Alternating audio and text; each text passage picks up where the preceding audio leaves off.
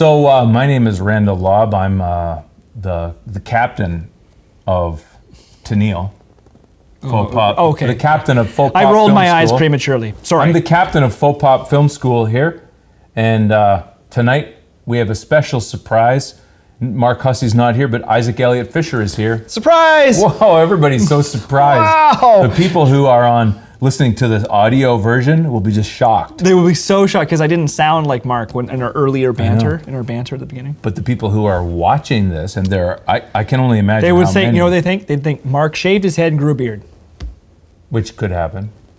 Why is Isaac here, everybody wondered. Well, Because last week you said that I would be here this week, which was over a month ago. and do you know what happened? Many things. I know probably 50% of all podcasts or sort of shows are about people talking about sorry that we didn't have a show. At least the ones that I'm involved in. Yep. They're always about sorry that The we ones that I didn't like to have. listen to are always like, oh, we come out at a glacial pace, or Glacier pace. glacier pace. Glaciers are formed quicker than our podcast. Same joke every time. Well, this isn't a joke. It's terrible. But we've really been in a grind, haven't we? Like for real. It's There's been actually a grind. glacier going through Goddard right now. It's amazing. Yeah. It's We're riding it. Yeah, we're on top of the glacier. The reality, the glacier is we're trying to get a He-Man Masters of the Universe documentary done in time to show to a potential distributor, and it is no easy task. Well, it's is it? basically more like, in that case, we're like riding on the back of a freight train and trying to hold on. And that freight train is called Mark Hussey. Oh, that's a slow-moving freight train. There's your glacier, maybe. I don't know. Yeah, it's more like a glacier. Hello, everybody. Welcome to FauxPop Film School, where we talk about how we make the kind of documentaries we make, and we wouldn't be able to do that if we didn't have Isaac here. I thought we were talking about inertia. Kind of were. Yeah, I guess. Yeah. Isaac Elliott-Fisher, why don't you give us your backstory? Pretend that this is an origin episode and you have to give a certain amount of backstory. The backstory. This is where we would insert where you crash landed on this planet, you were adopted by Jarl and Carla, and they raised you in private school so that you wouldn't deal with other kids. Well, actually, when I crash landed on the planet, I had a gestational period, an out of an egg. After I hatched. Yeah. I didn't look like other humans yet, so they kind of kept me, away. You look vaguely human now. Right? Yeah, it took a long time. People at home, take a good look at him. Look, just human-like, human-esque. Human-esque. You grew up in Clinton, Ontario. That's right. Right up the street from you. You grew up down, I believe it was down the street. East of where I lived. I only think I lived there for 5 years. It was also the same street that you grew up on. And it's ironically the same street I grew up on. You're Trivial. Significantly younger than Mark and myself. How did you enter into this terrible scenario of trying to make movies for a living? Because I bought an 8mm camera in I was 8 years old, and it was, and I will say that it was 8mm, not Super 8. It wasn't Super 8. So Super 8, they stopped making regular 8 when you were a kid, which was actually 16 split in half. Yeah. Right. Yeah. And I bet you they stopped making it before you were a kid. They were shooting Super 8. When I think we were in Super by then. Yeah, yeah. So that by this point, nobody made this, but Kelvin Jervis of Jervis Photo, that's right, in Clinton, Ontario, found a roll of regular 8. And I was 8 years old, and I shot all these stop motion films in my living room. Like you do. Like you do, with Playmobil toys, little Denmark toys, right? And then just always had a camera. Just always was shooting something. I think, other than just knowing your family and knowing you growing up, I think that it was until high school I started taking it a little bit more seriously. I don't think I actually thought of it as a career until right at the end of high school. And there was some film festivals that we worked, like some student film festivals that I was in high school that you had I was one of the mentors. Been part of, yeah. And then after I graduated, went to film school after a year off, and then it was after I was coming out of film. Actually, sorry, let me back up. In high school, I was a fanatic about a certain type of Toyota vehicle. Okay, 4x4s. And yeah, like most high school kids are crazy about Toyota 4x4s. It's just a thing that Marty McFly was. It's a known thing that you go through that what I call the Land Cruiser phase. The Land Cruiser phase. Yeah, it's right after you discover Nobody else girls, in Clinton. and then you don't want them anymore. Right. When you realize I'm sick of girls, I'm going to love Land Cruisers. Toyota Land Cruisers. That's right. So I was just out of high school before I went to post-secondary, and I said, you know what, I'm going to go make a documentary about these Toyota Land Cruisers because some people I was working for that did corporate videos had done a whole series of documentaries on collectors of classic snowmobiles. Is that how you knew about documentaries of a specific type? I mean, what I mean by that is there are niche groups, there are aficionados, they want to see the thing they love. Right, I got inspired by the fact that I was working for some distant cousins of mine in Kitchener that made corporate videos at a company called C2C Productions. Rob, who is a Batman collector. Right, so huge Batman collector. So he has this huge Batman collection, really passionate about this, motorcycles, different things that he's passionate about. And they internally produced a series of documentaries called Classic Sleds. And they just basically went to collectors of these snowmobiles and did these films. And I didn't really look at them, I don't think I knew really what it meant to make a documentary with a thesis statement with like a story. So it was more like, they're like glorified music videos with some music and some classic sleds, and then you talk to a collector, what do you like about this? So I said, you know what, I'm gonna do that for Land Cruisers. So 19 years old, I borrowed all the savings of a young guy from Goderich from here who worked at Zellers. You borrowed the savings of a kid who lived here. Right, a friend of mine who lived in Goderich. In a sense. I had an executive producer in Goderich, and he was like a young guy who worked at Zellers. And he had like saved up all his money. It was like $6,000, and I borrowed all of it. And I said, I'll pay you back with interest. That's not good. And actually ended up having to borrow more to buy a new computer when I came back. And then I went across Canada and across the United States flying. I did like 13 flights in 2 weeks by myself, 19. I hosted it, I directed it, I shot it, I edited it, and then sold it to Bulgaria. I sold it to Russia and Bulgaria from a foreign distributor, and then printed 1,000 Glassmaster DVDs and sold them, and bought advertisement space in magazines and sold them through the mail and paid this guy's money back. Okay, you should stop there and we'll say this. That wasn't the first time that you got on my and Mark's radar. It was when you were in high school and you showed a similar lack of restraint. Yeah. When we did it was a weekend. Yeah, it was an intensive. An intensive weekend. It was called Imago. And actually, look, we have there's an Easter egg. Yeah. You just pointed at something, and there's an audio side to this. There's a lunch pail, a silver lunch pail, metal lunch pail that says Imago, and it might be from that very year. Yeah. So what year would that be?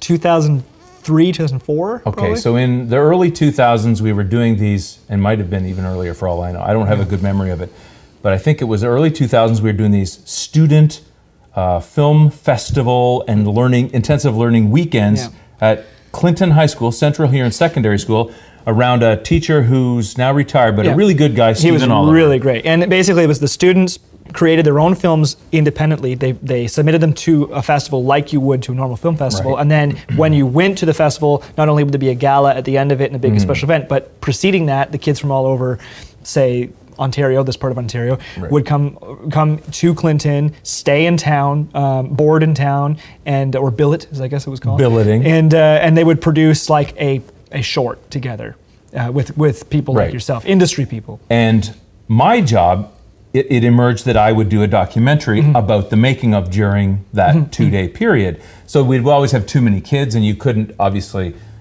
Mostly at the time, kids wanted, we're all going to shoot. Every kid comes in and says, I'm going to shoot. And I remember at that one, James Buchanan was there, and he worked in the industry and was always known as a first AD, and I believe very skilled first AD and production coordinator and many other jobs. But he was a very handy kind of a guy and had a lot of skills, had been in the Army. And I remember him standing beside me, and you had built a jib, a little jib. Yeah, that's right. And you were very proud of your jib. And I said, because let's be honest, you were an annoying kid in some ways. We have to call a spade a spade. But that annoying element is useful because it's like a pesky determination. And I said to James, I said, that kid drives me crazy. Those are the kind of people who succeed. Yeah. Because he just is... I built it out of a weightlifting bench. That's right. But you were just blind to other stuff. Like, I'm going to get what I want, and I'm going to get it out of your pocket if you don't guard yourself. Yeah. I'll take... Anyway, so I said to James, that's the kind of person who goes far. So you're on James's radar, my radar, and Mark Hussey I didn't even know really at the time. I was making these behind-the-scenes things with the kids, and they were basically bringing stuff to me, and I was cutting it together into a kind of a jokey element because the deliverable was never met. Anyway, all that to say, what I noticed was that Isaac worked harder than the other kids and was more driven and took it more seriously. And if there was an alpha male who knew about stuff, Isaac would go where that guy was and try and basically elbow that guy aside to say, yeah, I know how to do that. So that part is frustrating, but also you realize, oh, he really wants to be in on it. And if you would knock him down, he would say, okay, well, he would come back. So the desire was enough. Case in point, it was right after that. It was actually right at the end of high school. I was getting, I got a contract from the health unit in town to produce narrative shorts that were anti-bullying educational videos by the students, for the students, so to speak. Correct. I went to James Buchanan, said this is, because James Buchanan had done a PSA in town doing the same thing with you. Yeah. And I said, this is what we're trying to do. And he said, no, you can't do it. You actually can't do it. That's right. And I went to you and got you to write it. And we did do it. Because it was exactly as you say, like he would go, no, you can't do that. I'm like, oh, well, it's not that I would defiantly say, screw you, I'm gonna do it anyway. I'm just like, okay, that's your opinion. And I would just do it anyway. Right, which is, by the way, one of the things that will emerge throughout FauxPop Film School, assuming that we continue to make them, is that we're basically laying out skills that you need in order to do these things. Yeah. One of those skills that we're obviously defining is this drive and passion that refuses to listen to logic, reason, financial sensibility, all these things. Defective. Insert. Yeah. So there's this idea at the core where people like me who are older, you see someone like that and you think, it's like the Navy SEALs. The only people who become Navy SEALs are those who refuse to quit. I will totally take that analogy, and my head is enormous now. No, that you shouldn't take it that way. Oh. Because that's the baseline. I think that's the zero. Oh, I'm above Navy SEAls. I'm saying that attribute in the film world is the baseline, because you're told basically you're never going to get a job, and you have to move, and you have to do this, and you have to do that. And the whole function of it is, how many times can you hit the brick wall? Well, the answer is all the times. As many times as you can. All the times. Yeah. So anyway, we ended up that we knew about Isaac. We knew about his skill set, and when I say we, I mean Mark and I. When Mark and I started to form our little FauxPop thing, or the germ of FauxPop, I believe we got you to shoot some stuff right away. I was shooting music videos right out of college, because as a cinematographer, that's actually a lot of up-and-coming cinematographers kind of go that route, is you very quickly realize that in commercials and especially music videos, you can be really creative in a no-holds-barred kind of way. You don't have to have logic behind why you're doing something a certain way. So I started right away imitating my favorite lighting out of movies in music videos. And I shot one for a local band and did a very Blade Runner thing, and you guys came out to set. And I remember that was the first time that you guys went, oh, okay, like he's arriving. Is that when you built the set? We built the set, in the old Catholic school. And I remember thinking, okay, this is pretty interesting. Yeah. Aside from that. And then we started shooting together, right after that. How did you know that you were going to be a cinematographer at that point? Like everybody, you probably thought, I'm going to be a director. Yep. I totally went through film school, 3 years of film school going, I'm going to be a director, and I'm going to be a writer and a director. And I think it was naive, not really understanding what those roles really meant and what they mean in the industry. Because to me it was like kind of like, well, yeah, this is what I'm going to do. And what I was calling it director, I wasn't realizing that that's more of a cinematographer job, which was more the visual side of things. I'm going to design the shots. And of course, I think my biggest mistake too is that coming from a small town where nobody else was doing what I was doing, I mean, there was a few people I would drag along with me. I had to have all the skills. I had to do all the things, so I wasn't a very good team player. I was also an only child until I was 10. I was homeschooled, so I was very used to doing just me.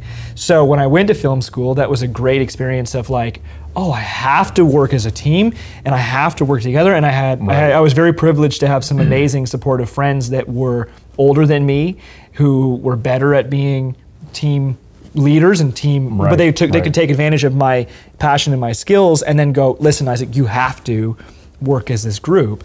And that kind of steered me into a path of, oh, you know, a cinematographer is a collaborative job. You are the right-hand person of the director. It is your all job. Being well. Yeah, all being well. It is your job to deliver the director's vision visually, and that can be, you know, varying definitions within that umbrella, because of course you could be a little bit more visual, and the director could be more visual.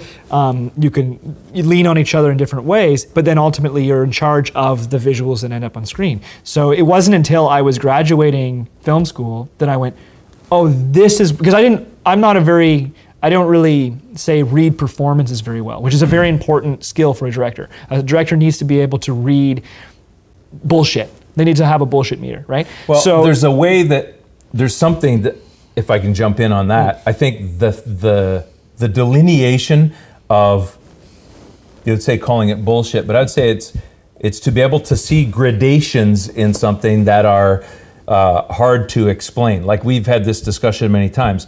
Generally, in a creative argument, the person who can best articulate their position is right. Yes. Because you understand the thinking behind the reason that they have that. Yeah, and not only do they have to be able to acknowledge the gradation, they have to be able to step in and make an adjustment using a very complicated, you know, you're not going in there and just being able to go, do it angry. Right. You have to be able to make fine-tune adjustments with another person emotionally and be able to articulate that. And also, to me, one of the things that is critical in there that is different, and I'll get to this in a second, a cinematographer can come down to some technical skills that replace something that a director has to do with these very soft, squishy, interpretive skills. Yeah, so if soft skills, hard skills. And these soft skills are potentially things that are, they're maybe not as cool in a way. Yeah. Like it's cool to get out a light meter and get the kit and the tools. Yeah, very hands-on, very technical. Like, this is where the camera's going to go, and then you go in, and as every DP likes to say, we paint with light. Well, that's just literally what you're doing. You're going in and you're painting with light and where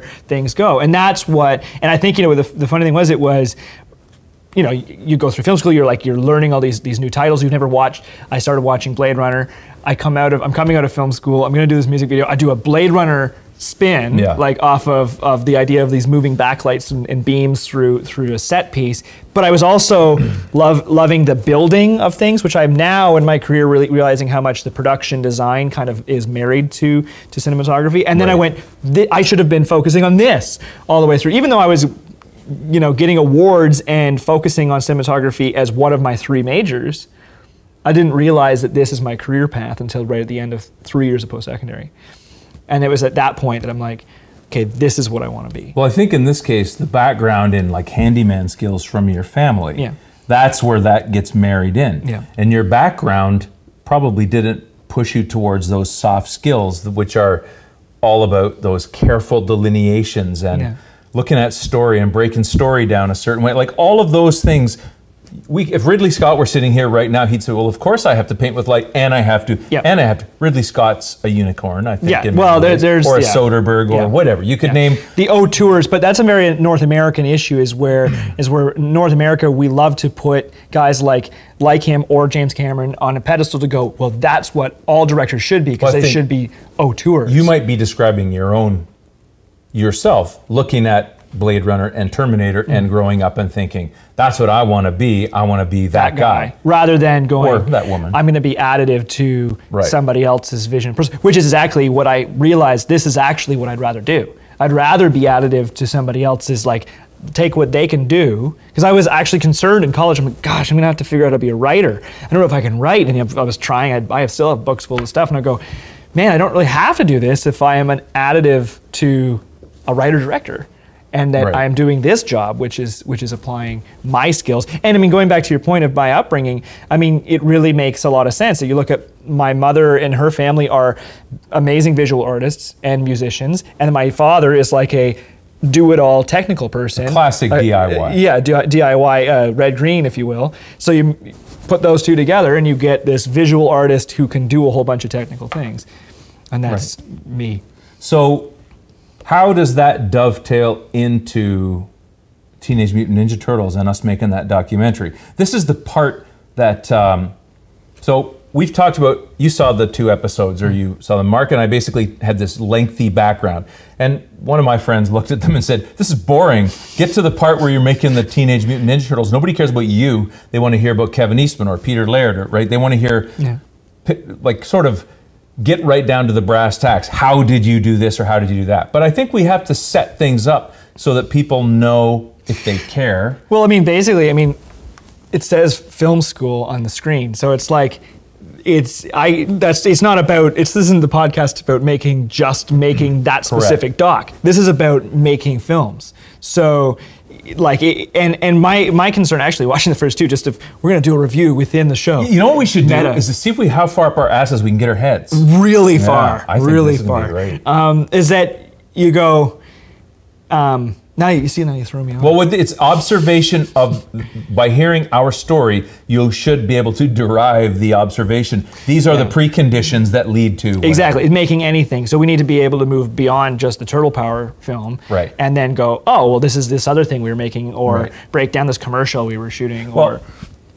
What to me is what you have to realize when you're going to make a movie is that there's an approach and an attitude that all has to be developed before you start shooting and compiling material, before you start coming up with a thematic statement or whatever. There's a set of preconditions that when the right people get together, they go, we've made 360 degrees out of this circle. But I mean, like, Turtle Power took us 5 years to create, not because it actually took us 5 years to shoot, but it just, we were, many different circumstances around it. Life is in the way of that.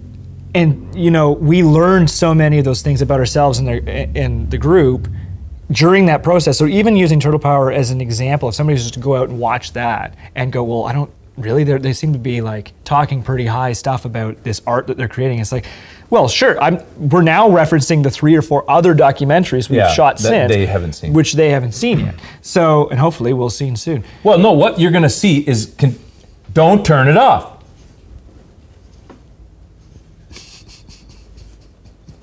Oh, man. Engineer Jeremy, we're not in sync. That was good. It's perfect. Yeah. Perfectly not in sync, actually, if you think about it. That screen is like a half-second delay, so it's really I'm not even looking at that. Wow. Anyway, I want to tell the story through the personal story, because I think if we know that, there's probably some kid out there that's like you, there's some kid out there, probably not like me, but there's nobody like Mark Hussey. Never mind. Forget it. This is the last episode of FauxPop Film School. Thank you all 14 people who like to watch this.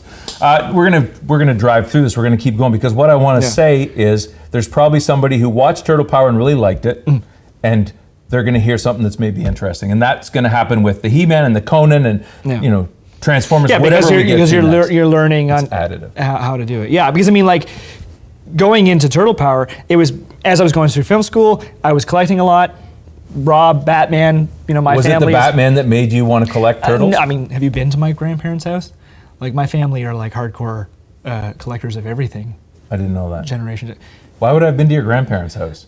John Fisher working with your Uncle Dick at the auction all the time. They're all auction. I didn't go there. Anyway, antiques, collectibles. Anyway, so it was a pack rat instinct. Oh yeah.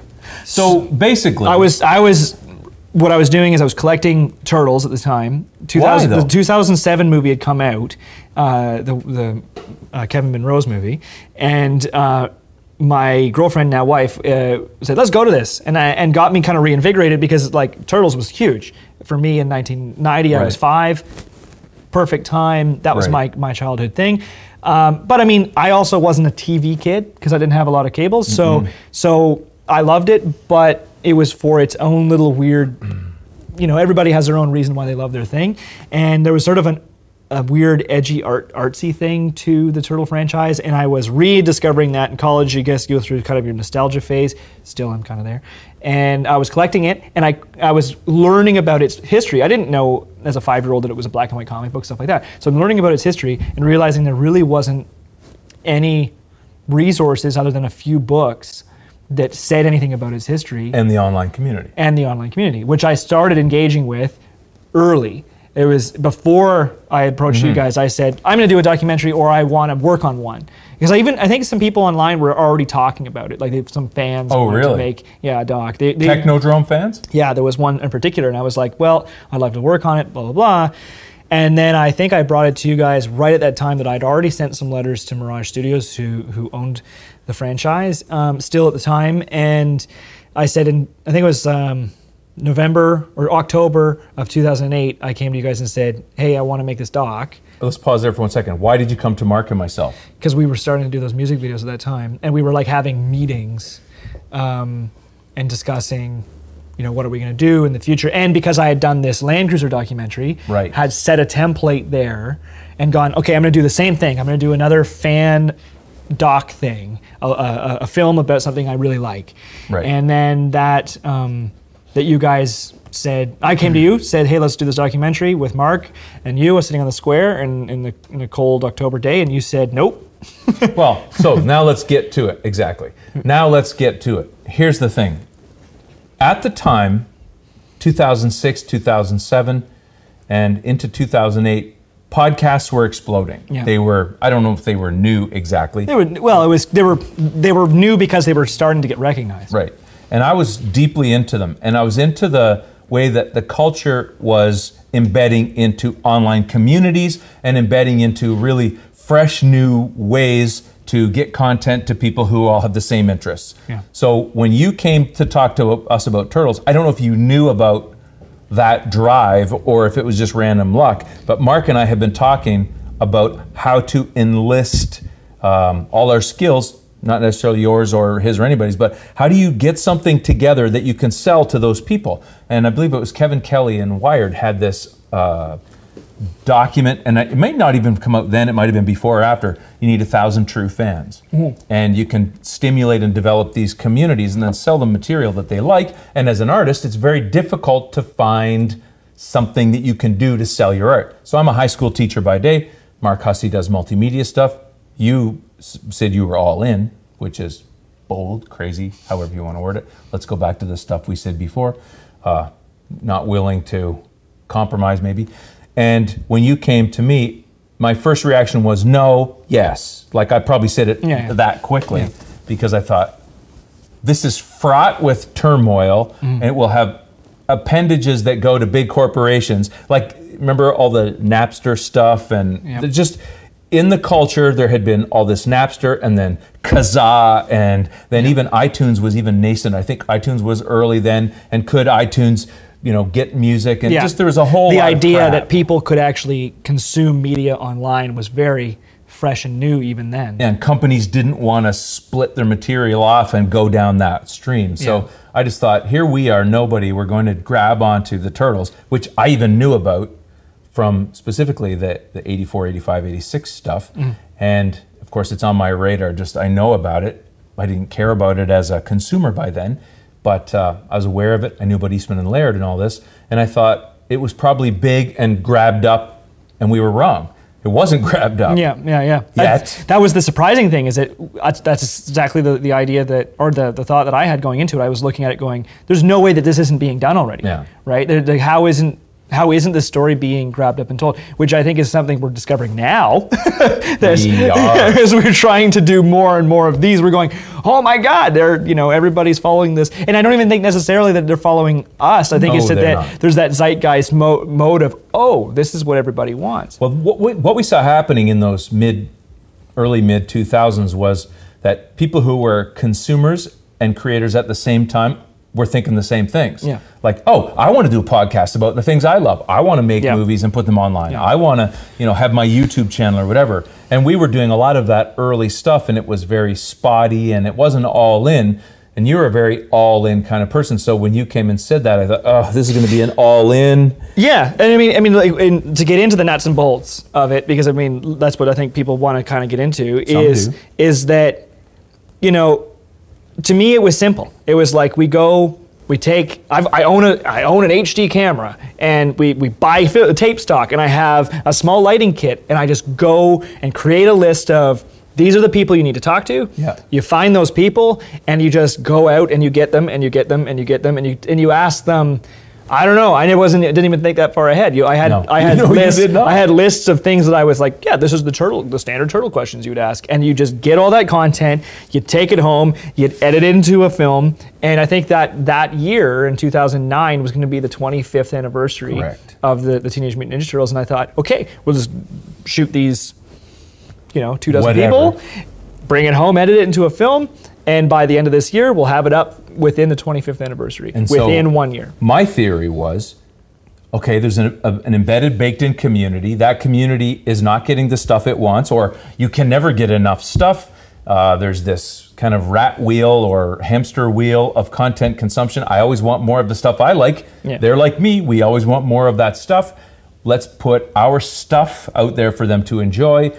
It's nicely lined up with the 2009 25th anniversary. Yeah. And basically, we were looking at fans, looking at collections, looking at whomever we could get in the community, and they would say basically, here's a mirror, and the documentary will be a mirror. Look at us, look at what we have, look what we like. And there'd be part of that as a history. Yep. So because we thought, because I think you went to Mirage and you said, hey, we want to do this documentary. Well, I'll hit that separately. Yeah. I want to say, there's a crux issue in the middle of that is you approached Mirage as a fan and it didn't go anywhere. Right. And that's interesting. Because their response was, we can't take unsolicited, right. pitches. Because how many times have they heard people, hey, I want to tell your story or whatever I want to do. And my email probably sounded like I was 19 or 20 or And whatever. What's interesting about that is then I approached them and I said to you, they're not going to listen to you somehow. And I thought, if I approach them, because I'm older and my way of approaching, my avenue in was a little different. I literally got hold of Gary Richardson, who was the CEO, Peter's CEO at the time. Peter owned Mirage. Kevin had already split off, Kevin Eastman. And Peter Laird owned Mirage, and Gary Richardson was his CEO. And I called and I said, expecting to talk to someone on the phone and then try and hassle through. Yeah. And you get an answering machine. Basically dialed this number for Gary. I hit it, Gary answered, and I spoke with Gary, and Gary heard in me a certain kind of tone that wasn't like a fan. Yeah. And Gary responded to that, I won't say professionalism, but that almost a teacherly tone. There's a remove or a distance that made him go, oh, this is a different approach. And after a few weeks, he came back and said to me, we can't stop you. That was the answer, and that's what I wanted to hit. And when he said that, I thought, oh, well, that changes everything. Yeah. Like that was for me the total difference. And that's when you started building that little city. Yeah, because we were going to try to impress them, and the thinking was that we would. For me, it's always like, let's wow them with what we can shoot, right? So and we didn't have a lot of interviews yet. It takes a long time to collect all those and a lot of traveling. So I thought, well, if we have a few, because I think I'd interviewed Michelle Ivy, we interviewed ourselves. The fans. And so right. We interviewed ourselves. Yourself, myself, we put. That's right. Yeah, and you did this not faux, it was a true story, but you played it up. And so my idea was to recreate toy commercials. Because even at the time I was thinking to myself, well, we're never going to get away with even using the footage. Right. So the only way we can do this is to shoot footage ourselves. So I built this massive miniature set that was I think it was 20 feet wide by 16 feet deep. It was like this cardboard cutout, foam core cutout city. And I had no idea what I was doing. It'd be interesting if we could get someone to cut some of that in here. Doesn't matter. But the idea, if you remember from an abstraction, it's about B-roll. What do we use to cut to? Exactly. So that was our B-roll idea, was to develop our own B-roll. And then we had the strategy that when we show Gary will go, oh, you guys are serious. Oh, that's good. This is real. Yeah. So there was always this idea that we would use our skill sets as the platform to get to the point where we would get to the next thing. Yeah. And that's been our Did we show it weapon. To anybody? I think we may. I hope we didn't show it to them. Well, we actually did some fan stuff. Remember you making the slime? We had that. Yeah. The idea though was to the twin forks. If there were twin forks, the two paths we were choosing, we would make material that we would show to people in the community as creators, and they would say, oh, you're a fellow creator, we take you seriously, come on in. Yeah. And then to show fans and win constituencies, so they would say, oh, you're making something that we want to see. Yeah. So you're trying to satisfy these two masters. And we didn't really, we thought that we would only get fans, right? So if you remember, we didn't think, like, I think you knew maybe we could get Peter Laird. And I went down to New York Comic Con. That was a risk. So Gary had got me to Steve Murphy, and Steve Murphy basically said, I think you can talk to some of the people here. Not me. He said, you won't talk to me, I won't talk to you. He said, you might get Peter, but you'd have to go to Comic Con, and that's... Well, I don't think Peter was... I had to go to Comic Con. I was going to go to Comic Con anyway in New York because they were going to have a booth there. Yes. And then... we're going into detail, but the point I would get at is this. There was an idea that we had access to the higher up people at these events. And then we would come back, and on our way back through, we would stop in Mirage because it's just north of New York. And we were kind of blown away, like, wow, Steve Murphy has really helped us set this up. That's right. Access. And then so you guys couldn't go. And I went with my cousin who had done this C2C Productions, Rob Curry. And the Batman Collector. And we went there, and he's your generation, so he comes in with this experience, and I go, okay, good, I've got Rob here, he's got my back, we're going to do this right, and get the technical side of it all covered, because there's only two of us, and I, show up, this camera bag like this, for people who are interested, what was the actual gear kit at the time? So at the time, HD video was on the precipice of moving into the DSLR world. It was just starting, but it wasn't common. Like everybody remembers, oh yeah, boom, the HD DSLRs came out and that changed everything. Right. And that had just started to happen, but nobody had caught on. The Firestorm hadn't happened yet. So they were still working with what we called the prosumer cameras, and those were the Panasonic machines that were, and the Sony, what was it, the FD? There was something 150. The PD150 was the PD150 was an SD tape-based mini DV. No, you see, this is the thing. Is that around that time, Sony figured, you know what, we can fit HD content onto a mini DV tape if we make the pixels rectangular. So you use half the pixels as HD, but you make them rectangular, and we can call it HD. So it was called HDV. So we had this camera that was called the Z1U or the FX1, and it was this flip out screen. You had a handle on the top. It had the tapes on the side. It looked real. It looked real, and you had a pro look to it, which is where the prosumer prosumer comes in. That was a big thing. Like at that time, you'd spend $3,000-$4,000 on a piece of machinery like that. I had to buy the model that didn't have the audio XLR input, so you had to buy the module that went on the bottom. You had a side handle, and since I did this Land Cruiser thing, and the camera, by the way, I bought in the Land Cruiser for the Land Cruiser documentary. I bought from a guy who worked at the Sony store in London, but he bought all the stuff at a discount and then resold it to his customers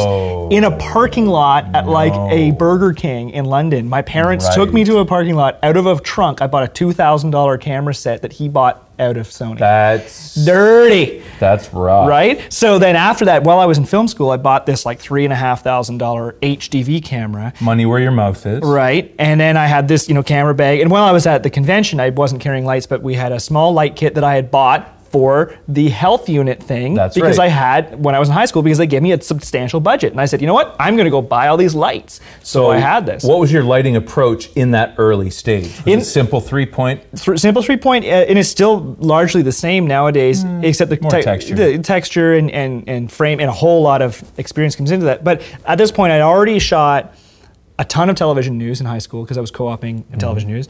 I had worked in corporate video for a long time as an assistant and helping them shoot, and then working up to shooting. I had shot the Land Cruiser thing, which really didn't have any lighting because it was just me on the road with the camera, and they were outside most of the time.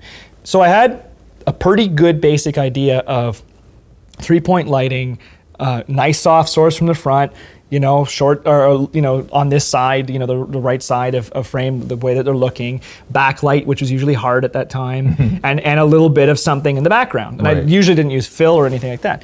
So it was very simple, but I was starting to, on a gut level, understand, which is that tacit knowledge you have to build up over time, how to use the framing of your interview with the background. But because these were still zoom camera lenses, I thought, you don't need a second camera, we couldn't afford it anyway. No. You would just change the zoom within the end. So every time you'd ask a question, you'd be like, Yeah. And so do you think the turtles should be like this? And then you change the zoom and you try to make different looking shots throughout the interview. Or sometimes if they were going to cry, you would zoom in really slow. Just light. Just slow. I want to hit this.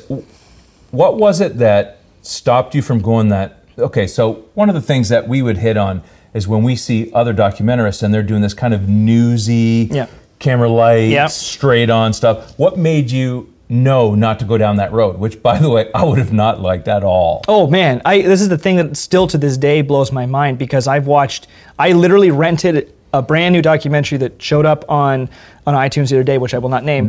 No name. No name. And I went, they're still doing that. They're at people's houses. People have a couch, and there's a wall behind the couch, because who puts your couch in the middle of the room?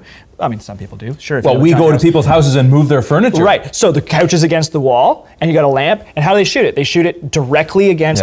So imagine the wall is directly behind us. They shoot it like this. So I'm like you could easily go obtuse to the angle of the couch, and all of a sudden have an infinitely more interesting shot. And it just takes this much thinking or effort to move it this way. But I think because I was coming from a narrative background, some of these ideas as a cinematographer were already there, but I was treating it like I was dismissing it as this is simple and it's just talking heads. Yes, you were. But still do to a degree. But here's what, and I can't speak for Mark, but Mark just come in, by the way. I'll speak for myself. As someone who was interested in documentary, and I won't say that was my background per se, but I had spent some time in that. I wanted, if you had said to me, how would we shoot this? I would have said, it has to look like we're making the kind of documentaries that we would like to watch. Like it has to immediately look like the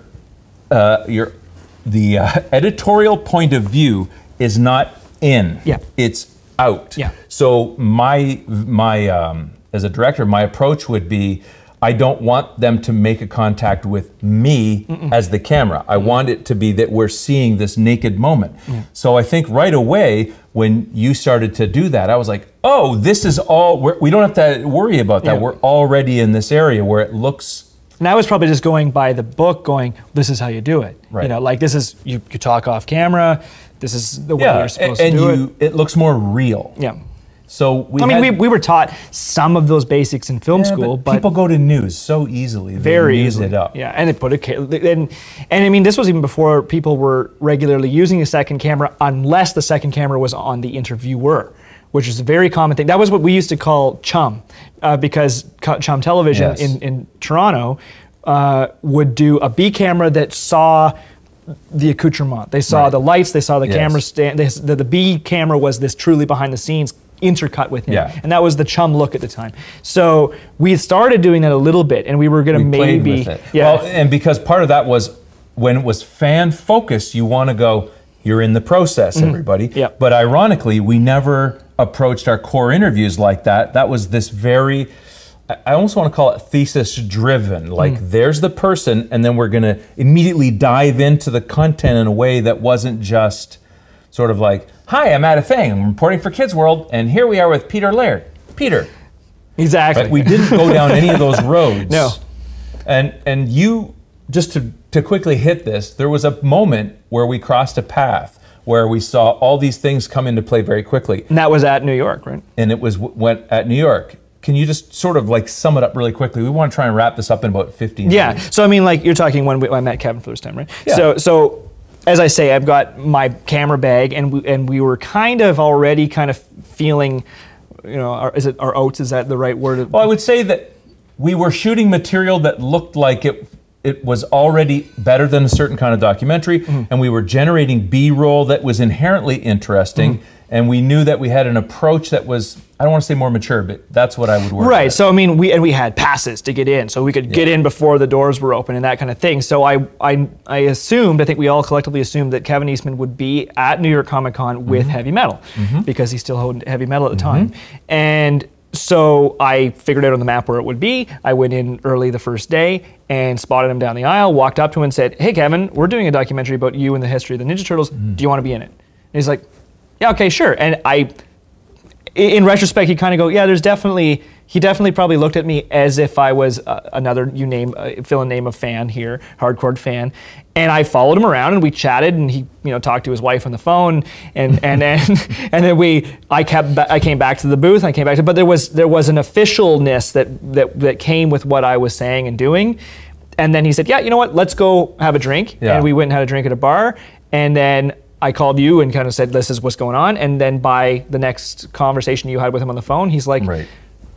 So what we found is, you approach with the gear, you use your gear in a professional way, you approach all that in a professional level. You respect them in their space while they're working. Yep, you fly on the wall, you pushed your fan interest aside, and I'll admit there's probably a lot of whipping from us about that. You cannot do that. And I probably was already doing that to a degree, to be fair. I'm not taking that away from you. But there'd be a certain amount of fear about you crossing over that. Yeah. And I know that I said that to Steve Murphy. I said, he's a fan, but he's not that guy. No, because already I'd been working professionally in the corporate and commercial world, so I'm already dealing with CEOs of whatever company. I'm not fans of them, but I have to show up and represent the company and do a good job and not talk like an idiot. And that followed up by somebody else, me, calling into Kevin and saying, setting it up. Hey, Kevin, you talked to Isaac, that's great, and blah, blah, blah. And honestly, I don't know if we'd be sitting here making documentaries today if Kevin Eastman wasn't the nicest guy in the world. Right. For real. Because Kevin's response to Isaac's interaction and then my call, I believe it was the second call I had with him, he said, you got to come to LA, which we are hoping he would say. Right. And then he said, and you can stay in my house. Yeah. His empty house that he had up for sale, it was up at Summit and Pinnacle in the same enclave of houses as Britney Spears and Gwen Stefani. And it was just crazy that it happened. But when we saw that, somehow that opened, I don't know what, but this realization was, this is for real. Yeah. And then it was Henson to me. And that's what crossed over. And that was bizarre because Henson, I'd either emailed or I'd phoned I'd emailed the general email inbox at Jim Henson Company. And the PR person I remember I picked up my my girlfriend, now wife, from work that day, and I got a phone call on my cell phone going, from hi, Nicole. This is Nicole from Jim Henson Company. We won't say her last name. Hey, Brian Henson's really interested in talking to you for this documentary. And you're just like... And we could never have known that it was meaningful to him for a number of reasons. Of course. Which we later find out. You just throw spaghetti at the wall and see what happens. But the whole process all the way through just snowballed and snowballed and snowballed like that, like getting all the voice cast. Because I remember I started... let's not go there right yet, because to me that's a huge step. Oh, it's huge. This Henson thing, I don't know, there's a point at which if you're a filmmaker and you're looking for, it's like you're walking around at this level and you need to get that one interview that's here. Mm-hmm. When you get that one, this even happened to me this week. And I won't say what project, I can say what project it is, Turtle Power Volume 2. And I'm trying to get certain voice actors, and their representatives or even the voice actors themselves or whatever the people are, their role, they say, who else is in it? Mm-hmm. Right? Mm-hmm. Brian Henson didn't do that. Brian Henson inherently wanted to be in it. But once we talked to Brian Henson, when people would say, who else is in it? Brian Henson. Oh, okay, yeah. I'm in. And that's how you got the voice cast, if I remember correctly. Kind of at the same time. And actually the voice cast dominoed within themselves. I got one, I think it was Renee Jacobs I got first, who played the voice of April O'Neil in the original cartoon. And then I called a friend of Barry Gordon's, got his cell phone number, and then it just went boom, boom, boom. And then Pat Fraley helped me kind of get James Avery and a few of the other ones. And then James Avery was a big name in that same arena, where as soon as you got James Avery, you got Uncle Phil. Because he had been Uncle Phil in Fresh Prince, but also, here's the other crazy thing. If you watch Turtle Power, you're seeing a reunion that had never happened. Exactly. They had never gotten back together after the show closed and again, even that reunion is representative of the fact that you're going, how has this never happened, and how has this doc never happened, and how has Kevin and Peter haven't talked to each other for 20 years? And nobody talked to Brian Henson, and it was his dad's kind of final work. But even, and this is something I really want to clear up with anybody who's a fan of Turtles in this doc specifically, is that when we approached this together, but as me as a fan, I was looking at that first movie. That first movie was pinnacle for anybody who was a Turtle fan in the early 90s, right? So Steve Barron's movie in 1990, that film, everybody goes, well, the DVDs came out, why don't they ever do behind the scenes? Because nobody ever shot behind the scenes in those movies, right? Those movies didn't have content to create a behind the scenes. Nobody had interviewed the people who had made it. Nobody had shot it on set. More to the point, they barely got made. They barely got made, as we found out. So then you go, so what we created, in effect, in our first documentary on the Turtles, is the behind the scenes of that first movie, is the only behind the scenes. I mean, Peter Laird had footage from set that we were lucky to get. Can we get there in a minute? Let's get there in a minute. Well, we're about to run out of time. I know, we're going to run out of time, but what we have to say is, you know, what's the transferable skill? What's the lesson? It's, yeah, you throw out chum in the water and you wait for fish to show up. But you have to identify people who are cluster value.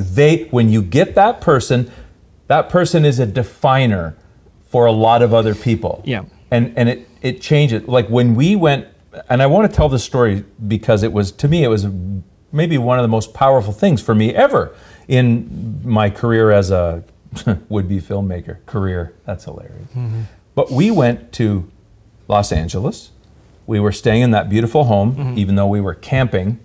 With our air mattresses. In an empty house, where we shot in an empty house, and if Stephen Reese hadn't lent us chairs, we had no chairs. We had no place to sit. Like, we had nothing. We used to sit in the car, remember? We'd go out in the car and sit, and it was like, oh, chairs. It's amazing to sit, really, if you really can. Nice. There were a couple stools, high stools. But Stephen Reese was a Turtle fan, and he had a fan community at the time. He was very good to us and helpful. Yeah. And let's be honest, he was thrilled to be there as well, fly on the wall. Yeah. But we built a kind of a B-roll thing at Kevin's, and Kevin became part of that, and we got to know Kevin very well. So here we are making this documentary. We get to know the people in the community, not just in the community, the people in the IP very well, and they like us and they enjoy our company. And even when we were at Henson's, it felt like he wanted to talk about this. Yes. And that's when it hit me, that powerful moment where I realized, I think we're being friends with these people. Like, I feel like we are actually making a real connection. I remember sitting and looking, give me this camera. I remember sitting and looking at Kevin. I remember him looking at me, and I remember thinking at one point, he's told this story a million times, and maybe you won't even see it in the movie, but there's a moment where I think he got red-eyed, or I feel like he got red-eyed, and I remember looking at him and thinking, like, because we spent time with him and had been friendly with him, and he almost felt like he wanted to hang around. Remember, he wanted to have pizza and beer and just kind of be there. Yeah. And like, I don't know if it was he was lonely or he loved the guy time. There's also, well, to me, I like to pick up on that sentiment. I think when we were there, I remember you kind of acknowledged that privately within our group on our downtime, but also to the people we were with, that, you know, we would often make the joke, we're nice Canadian guys, right? We're nice Canadian guys. But here's the thing, is that I all of a sudden felt, it's sort of corny, but I felt the pride of that. Exactly. Is that I felt the pride of, and you know, call it national pride to a degree. Yeah, I feel nice. It feels nice to be Canadian and be known as that stereotype of being a nice Canadian. But then I was like, yeah, but we're actually just a group of nice guys, and this is working to our advantage. And you don't want to use it as a crass tool, but it's like, no, this is good. This makes us good at our job. And that's the thing that hit me in that moment, is I thought, looking at Kevin, and I thought, he likes this, and I thought, I like this. Yeah. I'm not thinking about selling it. I'm not thinking about making him answer the questions that I need him to answer. I'm not thinking about what we call the housekeeping. I'm not thinking about the edit. I'm not thinking about the lighting. I'm not thinking about anything. All I'm doing is looking at this guy, and I'm talking to him, and I enjoy in that moment. And I thought, I'm getting stuff here that I'm realizing this is like a real moment, and I love in that moment the feeling that I'm fully engaged in that. And that's when it really hit me, and I thought, this makes this different. Like, this is not what I thought it was. We're not making a fan doc for the fans to go, oh, look at these collectibles, look at those turtles, look at this thing. Yeah. It's more than that. We're digging into something. And he talked about, you know, I'm not saying anything that's not in the doc, but he talked about his life, and he talked about Peter Laird, and he talked about the turtles in a way that, you know what I mean, you could feel. Yeah. And we went to the gym and then hung out with them. And it wasn't that we were hanging out with them, we felt like we're with a celebrity. Oh my goodness. It was more like we're with someone who might have been in a painful moment in his life and wasn't really saying that until years later. Yeah. But we could feel something happening. And I remember sitting in the car later, and I remember that's where we had the sandwich. Like, we have to like what we're doing right now because this is awesome. If we never sell it, this feeling was worth it. This is what it's about. I think we recorded that moment, and I said that is worth it. And I think you did acknowledge the fact it would be really nice to get our money back. To sell. It'd be really nice to get our money back. But I mean, I think there's so many points I'd love to jump on in that, especially years later. We'll do a second part. Yeah, we'll do a second. Maybe we can record a second part right now. And I think that this is a great place to wrap it up because I think this is like the tip of the iceberg that we have learned and taken on into our experiences in the last 3 or 4 films that are yet to come out. But that exact feeling you're talking about, because really, when we don't experience that real connection with an interview subject, you walk away from it going, we all know. Yeah. We all know. You walk away and go, damn, that didn't connect. And I've even said it to you as a way, it's almost like a romantic or a flirtatious, an attractive chemistry. Yeah. And I won't say that I was attracted to Kevin or that Kevin was attracted to me. That's ridiculous. But I'd say I was connecting with him. It doesn't matter if he was here and said, "No, that never happened. That never happened." Irrelevant. Irrelevant. For us in that moment, the way we were connecting with the people. And I remember when James Avery walked in, and he looks around before he got there. Do you remember at the road?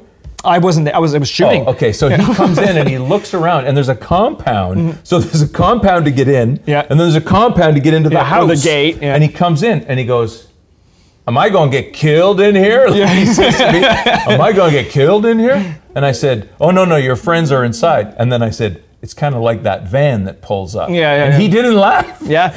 He went, and he walked in and he said, "You better have some good craft table in here." And there's like a couple of donuts. And I had licked them all. But then James Avery saw those people and the whole room changed. I think we even have footage of this. We're all smiling and everybody's looking at each other really happy. And I still to this day think that's the moment where we probably looked at each other and went, "Oh, this is working." Yeah. Like, this is really happening. Oh, and it was actually the footage that we have of right after that moment is when we're sitting on the balcony going, like, pinching ourselves that night, going, like, the valley is below us in like... Yeah, you're looking out at the Universal City. Yeah, and there's the lights twinkling. We're in this house built by Alex Van Halen on the side of a mountain with a gated community and going, we will never have this again. We'll never get this good again. But guess what? It has been that good again. Not from the accoutrement of the house, but we've had that exact same. We take that into every interview now, if we're lucky. I think what we really hit in that moment is really what makes the documentary good. And if you think about making it human, that's it. Right. The very best documentaries don't have to be about anything. They're about the things that are happening in people's lives, where the people share something outside. Except for Legendary Land Cruisers, which was about 4x4s. That's that early stage. You're in that early stage. But don't you think that trip was a huge moment in the realization these docs aren't about fan things. They're not about Kevin and Peter. And that was per se. And the difficult thing is that up until that point, we had no reason why not to be presenting ourselves as such out in the fan community. We were saying, this is what we're doing, this is who we are, blah, blah, blah. And then all of a sudden you realize it's something different and you go, how the heck do we explain this? You can't. And we're gonna sit on this for 5 more years. We didn't know that. We're gonna sit on this for 5 more years and still have to explain to people, hey, it's something different. We didn't expect it to be like this. I think we really discovered something, not just in documentary making, which is really important, but in doing anything like this, you have to do it all the way down, which I will say flat out, I did learn from you in a way. It's that the crazy fan thing, however you want to call it, that crazy drive. Passion. I don't have to have it, but I have to feel it when I'm in that. If I can keep distance from it,